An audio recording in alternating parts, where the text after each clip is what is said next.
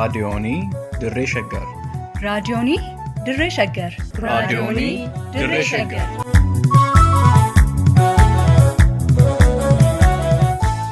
Raadiyoonii Dirree Shaggar. Raadiyooniin Dirree Shaggar torbaan guutuu guyyoodhaan galgalatti sa'aatii tokkorraa eegalee amma sa'aatii tokkoof walakkaatti dambalii gabaabaa meetir baandii 19 kiiloo heerzii 15,415 irratti qophii dabarsuu amma jalqaba. Raadiyoonii Dirree Shaggar.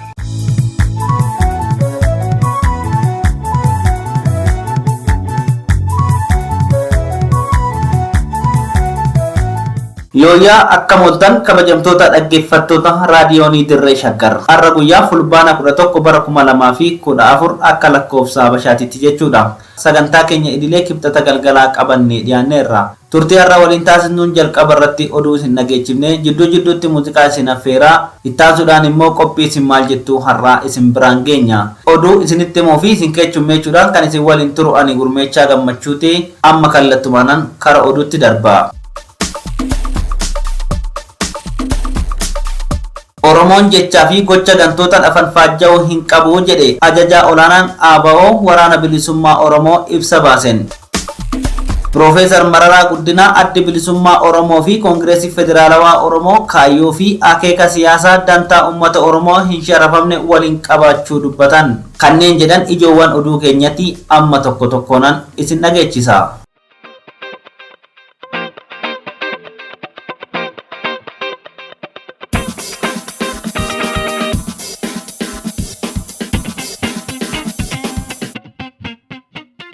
Ajajaa olaanaan adda bilisummaa Oromoo WBO ibsa fulbaana 10 bara 2014 baasen Oromoon jechaa fi gocha gantootaan afaan faajja'uu hin qabu erga jedhee booda jaalgollicha dheengee rakkoo fayyaa isa mudatee tureef hojii irra kan hin turre yoo ta'u jala deemtonni bilxiginnaa fi kanneen qabsoo Oromoo gurguran isa kanatti dhimma ba'uun dogoggorsiisanii kaayyoo isaa irraa akka kaachisan ifoomseera.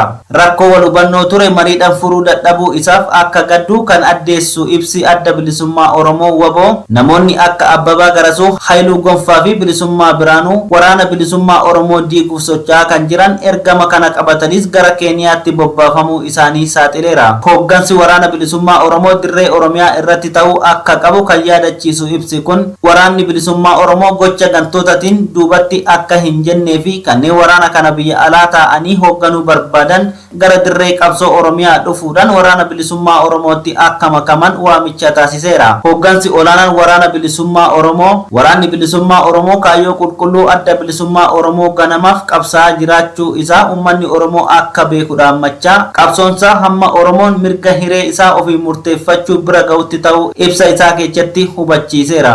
Gabaasa kana kan qindeesse Liiban Jaarsoti.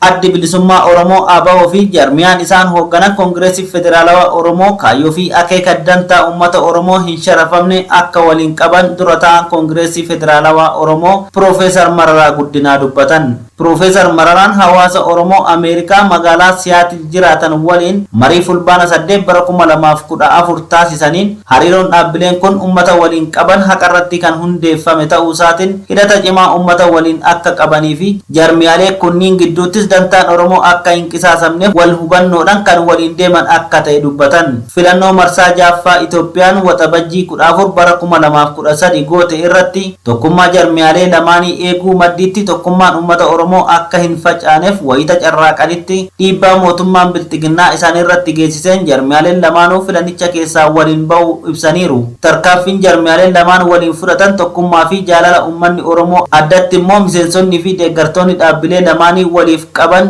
daran cimsuun tokkummaa kaayyoo irratti hirkate hundeedhaan gadhaabuu himan. Hojiiwwan dhaabbileen lameen waliin hojjetan hariiroo siyaasaa Oromoo fi qabsoo bilisummaa Oromoo keessatti walutubbii akka uumu ibsuun adeemsa jaarmiyaan tokko isa tokko achi qabee yookiin moggaatti dhiisee bu'aa battalaa qofaaf fiigutti balbala cufuun galma kaayyoo qabsoo bilisummaa Oromoo irratti akka xiyyeeffachiise ibsan. ejjennoon akkasii hooggantoota qabsoo bilisummaa Oromoo fi gaggeessitoota jaarmiyaalee siyaasaa lameeniif qofa osoo hin taane jaarmiyaalee maqaa Oromootiin ijaaraman hundaafuu barnoota guddaa akka ta'e dhaamaniiru. Profeesar Mararaa Guddinaa baatii tokko oliif hawaasa Oromoo kutaalee biyya Ameerikaa keessa jiran waliin marii adda addaa wayita gochaa turanitti tokkummaa qeerroo fi qarree tokkummaa saba Oromoo fi jaarmiyaalee siyaasaa Oromoo eeguun barbaachisaa ta'uu waltajjii gaggeessaa turan hunda irratti hawaasaaf dhaamaa turuun kan yaadatamudha. Gabaasa kana wabii waaqotu qindeesse.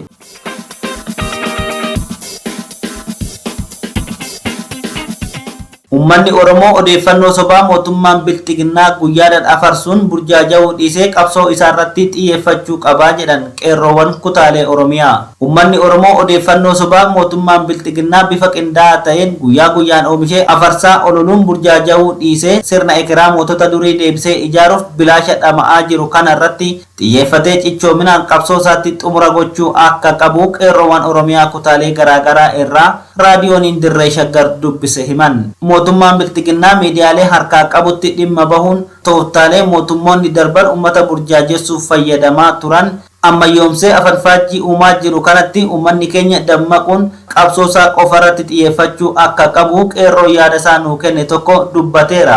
Haga guyyaa irratti burjaajii qaama mootummaadha jedhee waama abbaa irreetiin burjaaja'aa ture. Har'as wanti adeemaa jiru kan waggoota dheeraadhaaf raawwatamaa turetu dachaa ta'ee bifa ammayyaa'aadhaan raawwachuutti jira. Kana keessatti wanti adda godhu qabsoo ammaa kana dhaloonni ammaa dhaloota baratee akka kaleessaatti burjaajessanii odeeffannoo sobaatiin hafarsa miidiyaa garaagaraatiin odeessuudhaan sirna bittootaa jalatti gadi qabuun kan hin danda'amnedha. Haa ta'uuti bifa qindaa'een mootummaan kan gochaa jiru kana uummanni keenya bifa dammaqeen gochuu irratti argama waan abdii namatti horutu jira. Oromoon ajandaa mataasaa qaba kan jedhu qeerroon biraa ajandaa mootummaan guyyaa guyyaan bocee karaa toora miidiyaalee garaagaraatiin uummata burjaajessu cinaatti dhiisnee ajandaa mataa keenya yoo sochoone sirna kana salphaatti ofirraa buqqisuu dandeenya jechuun dubbate. Akka dura osoo hayyuun keenya hidhamu nuti waraanni nun galchine kan jennee kaaba deemee biyya nun galchineef daangaa keenya tahiniif ajjeefamne duuni jiraatu hin qabu. Ajandaa mataa keenya qabna nuti Oromoon namoonni keenya baay'inaan aanarraa haga Oromiyaatti mana hidhaadha jira. Tokko hayyoota keenya kana akkamiin baafannaa akkamiin sagaleen keenya dhiibbaa uumti akkamiin jijjiirama biyya sanaa dhiibbaa duraan qabnu san bakka duraan qabnutti deebinee karaa tartiibawaa ta'een hayyoota keenya baafannaa hajuu ajandaa keenya uumnee ajandaa keenyan deemnee ajandaa keenyan hojjannee haalee bullee hayyoota fi sirna barbaanne jijjiirree sirna Oromoodha ta'uu ijaaruun ni danda'ama. Gara fuulduraatti burjaajiin kana caaluyyuu uumamuu akka danda'u kan shakku qeerroon kun akka jedhutti qabsaa'onni Oromoo kallattii kamirrayyuu jiran garaagarummaa isaan gidduu jiru dhiphisuun tokkummaa isaanii cimsatanii dhimmi Oromoo waltajjii addunyaa akka argatuuf miidiyaaleen Oromoos gama isaaniin waliin dorgomuurra waliin sagalee Oromoo addunyaaf dhageessisuu qabanii jedheera. Kaleessa qeerroof qarreen daandii irratti baanii harka duwwaadhaan mootummaa baay'ee falmachuudhaan bilisummaa sabaa fiduudhaaf gaatii kaffalanii aarsaa kaffalanii warri wareegama lubbuu kaffalee du'ee imaanaa nutti kennee gatii nutti kennee imaanaa irbuu lubbuu nutti kennanii darbaniiru. Qeerroon kaleessa dhagaa fi daandii cufuudhaan dhagaa kaasee rasaasa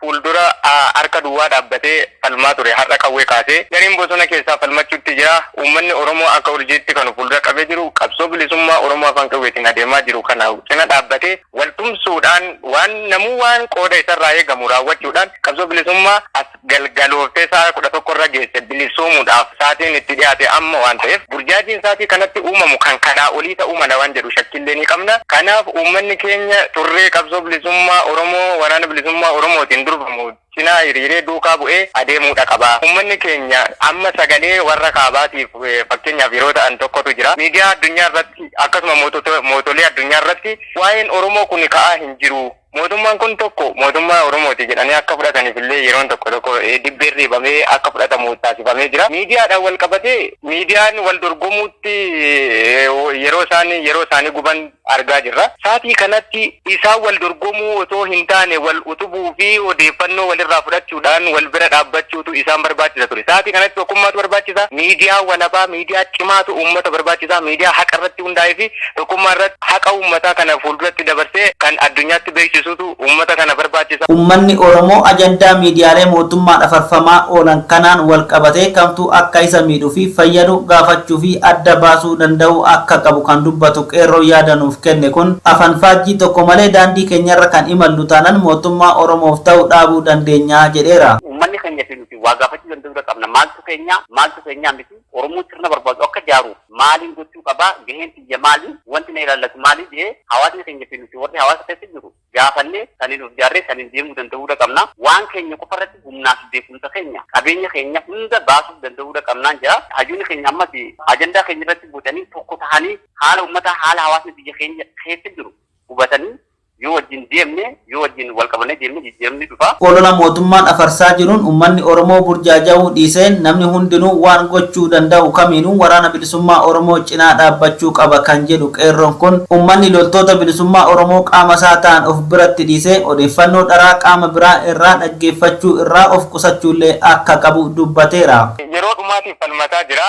Yeroo itti falmee ishee dhumaa falmachaa jiru kanatti olola sobaatiin uummata keessa naanna'ee burjaajii uumaa jira. Burjaajii inni uumu kana maddi itti dhiisee uummanni Oromoo ijoollee isaati. Ijoollee isaa kaleessa isatti dhiyaatuudha maqaa xureessii adda bilisummaa waraana bilisummaa Oromoo irratti adeemaa jiru kana dhiisee namuu bakka jiru waan gochuu qabu akka godhu waamicha isa dhumaa waamna. Kana jechuun namni hundumtuu waan gochuu danda'u. Inni tokko qawwee hidhatee uummanni Oromoo miliyoona 60 yoo jenne miliyoonni 60 qawwee hidhachuu qaba jechuu miti. Nama qawwee hidhatee deemu tokkoof odeessa qulqulluu kennu waan danda'uun immoo gargaaruun dirqama uummata kanaa. Gabaasa kana Liiban Jaarsotu qindeesse.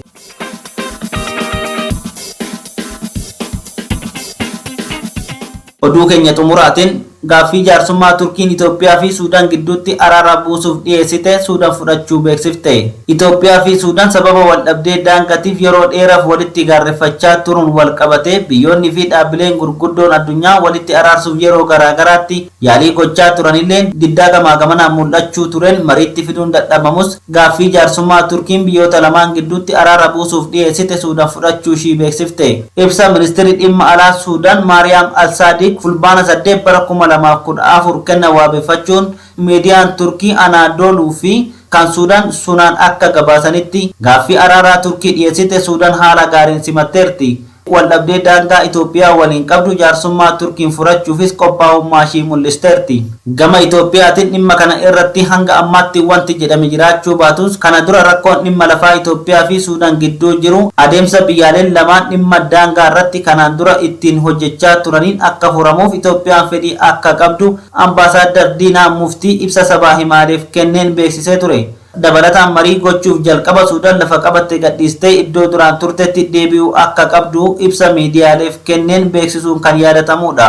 Durataa mana marii walabummaa Suudaan Abdul Fattah Al-Burhaan ji'a darbe keessa gara Turkiitti imaluun wal qabatee waldhabdee daangaa irratti Itoophiyaa waliin qaban hiikuudhaaf gaaffii araaraa aangawoonni Turkii dhiyeessaniif akka fudhatan Anaadoluun gabaaseera. Ministeerri muummee Itoophiyaa Abiy Ahimedis yeroo darbe gara Turkiitti imaluun marii pirezidaantii Turkii Recep Tayyip Erdogan waliin godheen deeggarsa waraanaa dabalatee dhimmoota biroo irratti Turkiin mootummaa Itoophiyaa waliin hojjechuuf waliigaltee tolchuusaa miidiyaaleen mootummaa gabaasaa turaniiru. Gabaasicha kan qindeesse Wabii Waaqoti.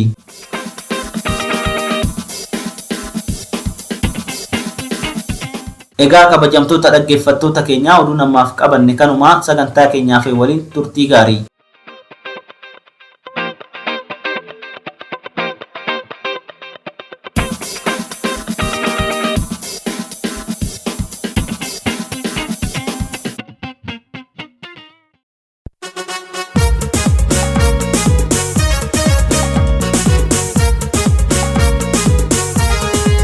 Isin maal jettu?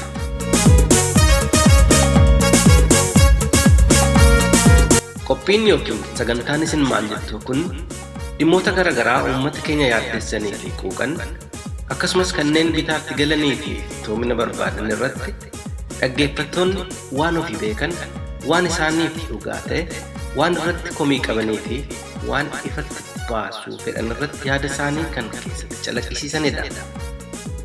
Isin maal jettu?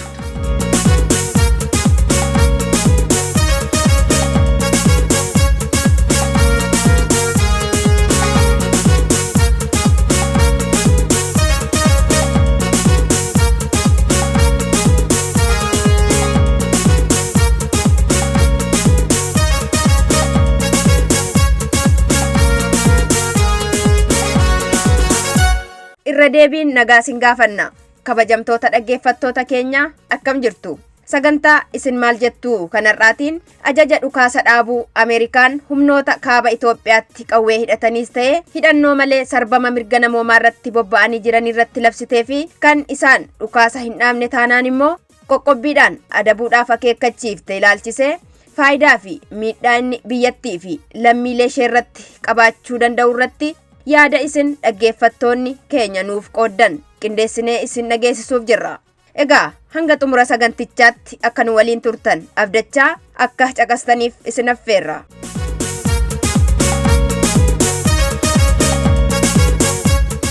Qophiin kan waan kennamaa jiru amma danda'ametti waan uummata irratti nyaataa wajjin dhugaatii wajjin keessumaa lubbuun jiraachuu mirga lubbuun jiraachuu wajjin gargaarsa beelaaf kennamu wajjin waan kana wajjin wal qabatee qoqqobbichi waan ilaallatu miti. Kanarra darbee garuu dhimma walitti bu'iinsa lola deemsifamaa jiru kanaaf gumaacha ni godhu kan jedhamu dhaabbilee mootummaa fakkeenyaaf kan akka daandii xiyyaaraa isa jedhamu kana maaliif inni yeroo darbe dhimma kanarratti waan irratti bobba'aa tureef keessumaa waraansa kana wajjin madda galii fi dhimma kana keessatti hirmaataniiru kan jedhamu dhaabbilee mootummaas haa ta'u miti mootummaa akkuma jette abbootii taayitaa aangoo kan qabatan jiran dabalatee walumaa galatti waan ilaallatudha. Kanaaf biyya irratti miidhaan ni geessisu miidhaa guddaan fakkeenyaaf amma daandiin xiyyaaraa kun fudhattee dinagdee biyya kanaatiif wanti inni gumaachuu waan guddaadha. Akkasuma even individually miti personalidha waan hundaa garteettoote sirriitti dubbifteettoote kun jechuun namoonni kana keessatti gahee qaban akka dhaabbileettis akka nama dhuunfaattis maallaqaan haa ta'u kamiin haa ta'u gargaarsa warri godhan qoqqobbiin kun dhaqee ni ilaallata. Kanaaf biyyattii irratti miidhaa guddaa qaba. Haa ta'uuti akka sabaatti garuu isa gargaarsa gootu itti fufna waan jedhu waan of keessaa qabuuf akkasitti ilaala lamaansa.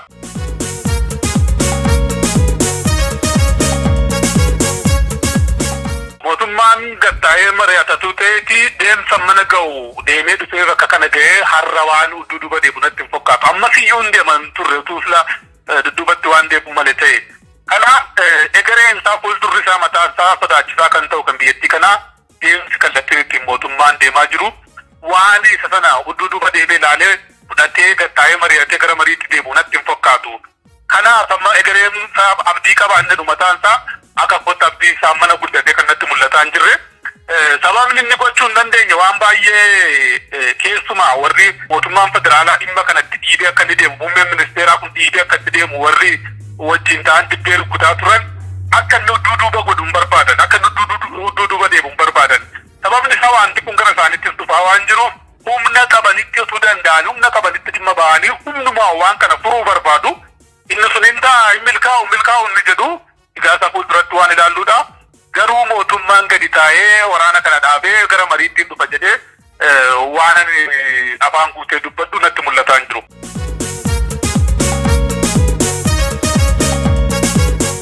Bakka mootummaan akka yaada kootiitti godhe kanan jedhu gadi taa'eetu mari'atee rakkinan qabu. Agartee biyyi kun amma haala amma jiru kanaan cimseetti deemennaan diigamuun biyya kanaa waan oolu miti baay'ee nama sodaachisa.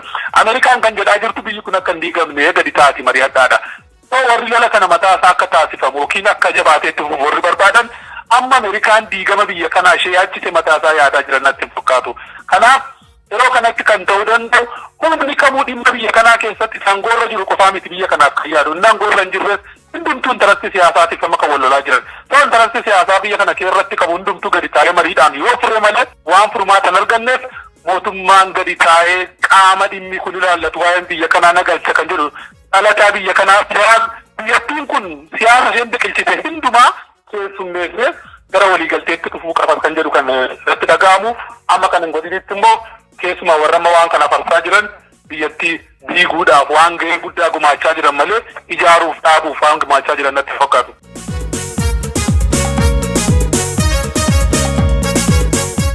Biyyas ni miidhaa uummatas ni miidhaa. Qoqqobbiin yeroo mara biyya maratti yeroo argamu qoqqobbiin tokko yeroo kaa'amu hangaa qofa irratti kaa'ame jedhamee wanni ilaalamu hin jiru. Amma Ameerikaas uummata ni miidhu jechuun ishee amma waan fudhatama qabu miti. Uummata ni miidha deemee qoqqobbiin tokko deemanii amma fakkeenyaaf aangoonni mootummaa dalagaa takkallee dalaguu hin danda'an olii gadi deemanii hidhaman jechuudha bara. Hangaa mootummaa tokko hidhame jechuudha qoqqobbiin irra taa'e. Biyya keessa olii gadi deemuun isaa homaa faayidaa hin qabu. Tokkoffaa biyyi takka guddatte ka jedhamtu yookaan biyyi takka sadarkaa guddinaa tokko ishii kan mul'isuu danda'u yoo dippiloomaasii jabaa biyyoota addunyaa mara wajjin qabaatte. Kun immoo kufaatiin dippiloomaasii mootummaa kanaa yeroo kanatti daran waan kufee jiruuf kun uummata deemee yeroo fedhallee ta'u qoqqobbiin xiqqoollee taatu ni miidha. Uummanni kun miidhamuun isaan oolu. Uummata biyya keenyaa hin miidha. Kun beekamaadha miidhamuun isaan oolu uummanni.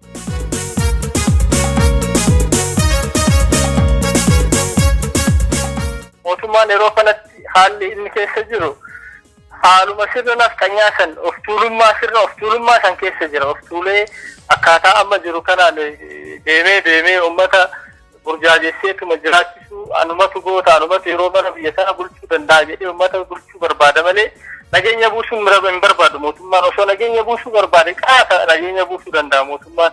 Kanaaf mootummaan nagaa buusuu hin fedhu. Haala amma jiru kanaan mootummaa nagaa barbaadu miti. Mootummaan amma jiru kun mootummaa sirna nama nyaataa sirna uummata fixeetuma akkanumatti fi aangoo ofii qofa eeggatee jiraatu fedhu waan ta'eef waraana dhaabuu fedhiin qabu mootummaan. Garuu ni hijiba amma duubaan immoo deemee inni barbaadu dhoksaadhaan waan kennee fudhatuu barbaadu. Uummanni osoo hin beekin waan kennee fudhatuu barbaadutu jira. Asii waraana lallabaa asiin immoo hin dhaaba jedhee akka nama nageenya barbaadutti yookaan fedha nageenyaa qabuutti lallaba malee mootummaan kun shororkeessadha. Mootummaa shororkeessaa kanarraa immoo wanni eegamu hin jiru. Kanaafuu mootummaan amma adeemaa jiru hin fudhatu jedhee yaadaan.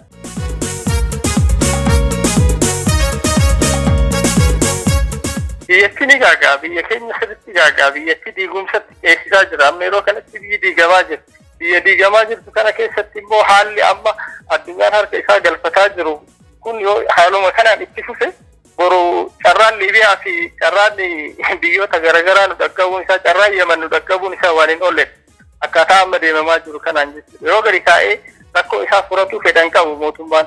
Kanaaf haaluma amma jiru kanaan itti fufee diigamee ofis diiga amma mootummaan ofii of diiguun isaan oolu. Ofii of bittinsaara yeroo kanatti humna hin qabu qabeenya qabu waraanatti fixeera. Waan mallaqni jiru waraanatti dhumatee jira. Ji'a takkaa lamaan booda mootummaan mindaa kafaluyyuu qabaatu dhabuun mala amma haala amma jiru kanaan jechuudha. Kanaafuu mootummaan kun biyyattii gaaga'ee jechuudha baduu barbaada malee waan biyya kana fayyaduu deemu hin jiru. Biyya kana miidhaara, biyya kana diigaara. Biyyi gara diigumsaatti dheeteerti amma yeroo kanatti kompiliitilii biyyi diigamaarti. Haalli addunyaan itti ilaalaa jirus biyya diigamaa jirtuudha amma isin kolaapsi taateerti biyyattiin sun amma yeroo kanatti.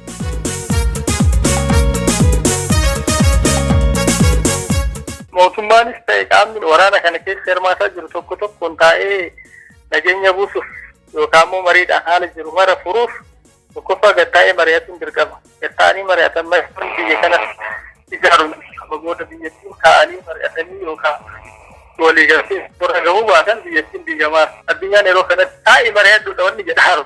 Wanni addunyaan marti yeroo kanatti waraana dhaaba taa'aa mari'adhaa jechuun maasee kan qabu. Kanaafuu biyyi marti uummanni marti waan kana lallabaa jira waan ta'eef mootummaan gama maraanuu warri waraansa keessa jiru hunduu taa'ee mari'atee biyya kana keessa ceesisuudha malee haala amma jiru kanaan itti deemuun qabanii waliin mari'atanii taa'anii furmaata tokkorra gahuun barbaachisaadha.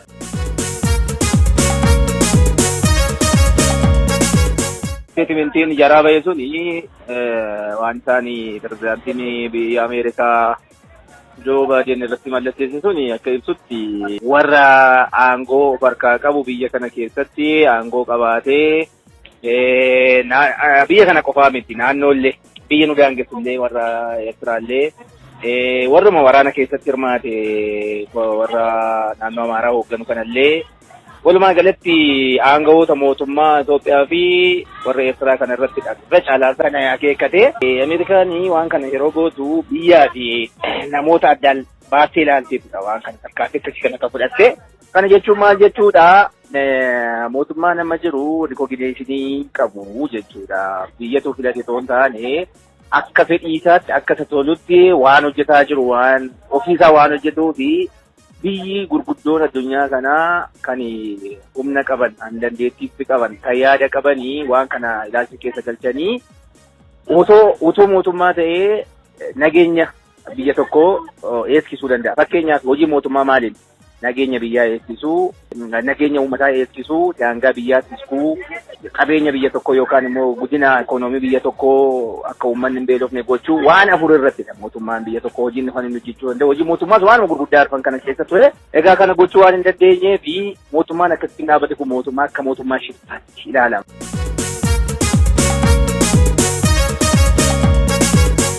Mootummaan kun waan sila biyyoonni kun godhee Nakki karaan kun yoo akkas ta'e biyya balleessaa, karaan kun immoo biyya fayyisaa. Nullee tarkaanfii keenya yoo kana goote karaa kanatti fufnaa jedhanii filannoo akkasii kennanii fi mootummaan kun yoo dideerra darbe beekamaadha. Biyya waraana seente kana nageenyaanu kadhaadhaanu biyya akkasii kana fayyisuun waggaa dheeraa fudhachuu danda'a. Waggaa 20-30 fudhachuu danda'a jechuudha. Iddoo isaatti deebisuun afaanuma mootummaa kanarraa yoo akka dhageenyetti ji'a tokko dura jechuudha qarshii biiliyoona 100 aga yoonaatti isayyuu otoo waan biraa keessa hin galchiin baasiinuma waan xiqqootti kana baasneerra waan jedhu wayii dhageenye jechuudha. Baasiin kun waan salphaa miti jechuudha. Waanuma akkasiin miti kan jennee dubbannee nu ta'u miti jechuudha. Kun qabeenya biyyaati jechuudha. Waraansa keessatti maqaa mootummaatiin qaamni aangoorra jiru qabeenyuma uummata kana qabeenya qofaa miti bar qabeenya akka qabeenyaatti lakkoofna lubbuun namaa amma fakkeenyaaf ijoolleen ganda keessaa guuramanii dhaqan duuti isaanii illee warratti himamee warra illee boo'anii hirni hin baafanne jechuudha. Yookaan immoo jiraaf jireenyi namaallee hin beekamne jechuudha. Kun kanaa booda beekama. Kun jechuun maal jechuudha? Namni maatii tokkorraa keessaa ta'ee abbaa ijoollee fi obboleessa qabaa, obboleettii qabaa, haadha dadhabduu qabaa. Riskiin sana namni sun ganaa hojjetee fiichi hojjetee waan humna qabuuf uummata kana maatii sana tajaajiluu danda'a. Sun illee kaalkuleeshinii keessan hin galle yookaan immoo tapha akkasii keessa hin galle jechuudha. Biyyamni akkamitti biyyamni waraana waan ta'eef biyyamiidha. Biyya balleessa sirriitti balleessa.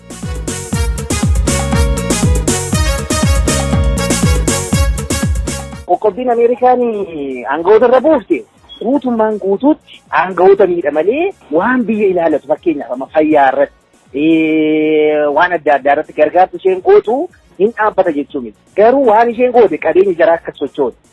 Jarri akka waan sanatti fayyadamanii qabeenya sanatti fayyadamanii aangoo harkaa qabanitti fayyadamanii akka biyya kana guutummaan guutuutti balleessanii rakkoo addaa kan keessaa bahamuu hin dandeenye kan si'achi dhufu jira jechuudha. Isa keessa akka hin galchine akka isaan irraa qoqqobbatan kana dhiibbaa irratti goote jechuudha. Guutummaan guutuutti isaaniin miidha jechuudha isheen buuste sun.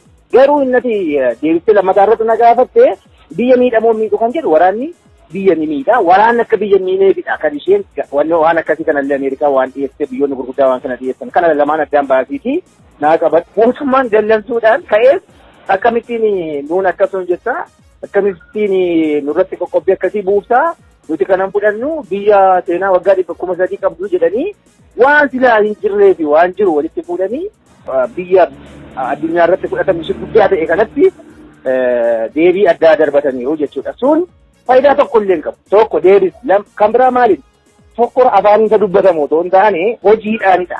Biyya tokko bulchuun kan danda'amu hojii dandeettiidhaan biyya bulchuun hin danda'amu. Amma waan fedhe ati buuftus qoqqobbii fedhe ati keessus ani biyya koo nan jiraachisa biyyi koo mannootaati wanti jedhamu suni waan qabatamaan bira jiru irra dhaabannee ilaaluu qabna jechuudha.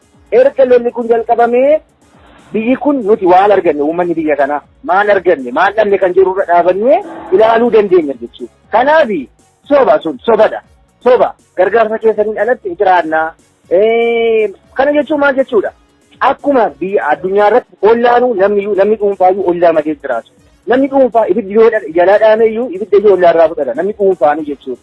Biyya mana geessu immoo siriisiyyuu biyyumti akkuma Afrikaattu akka aardiittu gargaarsa adda addaatiin karaa fayyaa, karaa qonnaa, karaa barnootaa biyyoota guddatan irratti hundoofneetudha kan nuti gargaarsa fudhataa amma ta'e ittiin jiraataa turre jechuudha.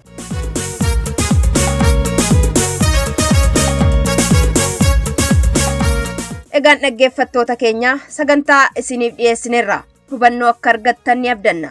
Turtiin waliin qabaattaniif galata argadhaa jechaa torban hanga walitti deebinutti nagaadhaan tura.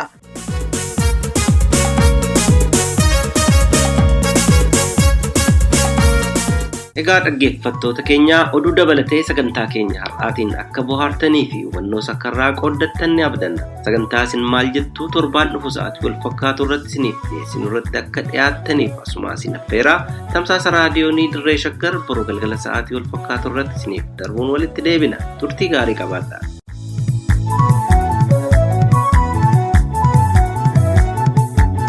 raadiyoonii Dirree Shaggar. raadiyoonii Dirree Shaggar. raadiyoonii Dirree Shaggar.